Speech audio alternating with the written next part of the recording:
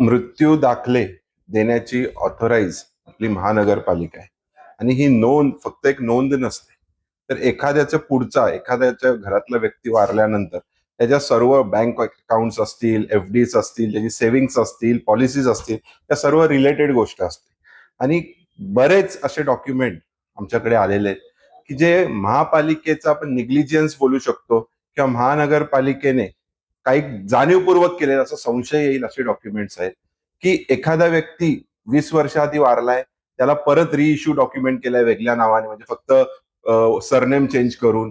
नाहीतर असे आहेत की जो त्या गावीच राहत नाही, जो कधी केडीएमसी मध्येच राहिला नाही, त्यालाही दिलेले आहेत. प्रत्येक डॉक्युमेंटमध्ये पंचनामा म्हणून जो असतो, त्या पंचनामा करणारी पूर्ण एक टीमच एकसारखीच आहे. डॉक्टर जो आपल्या डेट घोषित करतो, तो डॉक्टर एक एजन्सी चालवतो, असं योगेश कोंपलेकर नावाचा डॉक्टर आहे.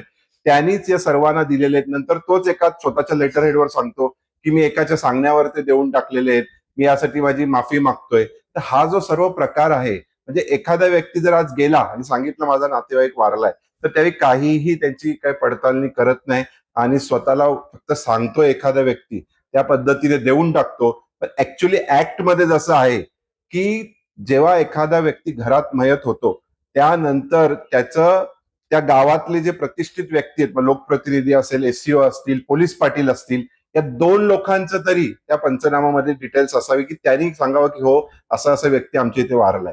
तशी कोणतीही पद्धत आपल्या महापालिकेत होत नाही. आणि त्याच्यामुळे मी सांगेन, हा तर एक दावडी गावातली काही उदाहरणं आहेत, त्या आमच्याकडे असणारी 15-20 उदाहरणं आहेत. तर जर आपण पूर्ण कल्याण डोंबिवलीचा विचार केला तर असे हजारो डॉक्युमेंट्स, फेक डॉक्युमेंट्स आपल्याकडनं, किंवा जो व्यक्ती एक काल्पनिक व्यक्ती आहे त्याच्या नावाने इश्यू झालेला आहे. आणि आज तो व्यक्ती कोणत्या तरी प्रॉपर्टीवर ओनर म्हणून क्लेम करून एखाद्याच्या दुसऱ्याची प्रॉपर्टी हडपण्याच्या तयारीत आहे. 20-20 वर्ष जो खरोखर जो मालक आहे तो त्यासाठी लढाई लढतोय.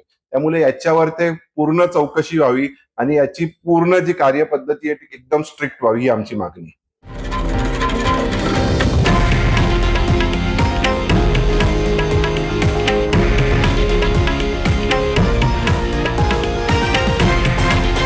हे आहे देशातील नंबर 1 न्यूज नेटवर्क आणि आपण पाहत आहात TV9 मराठी, एकमेव.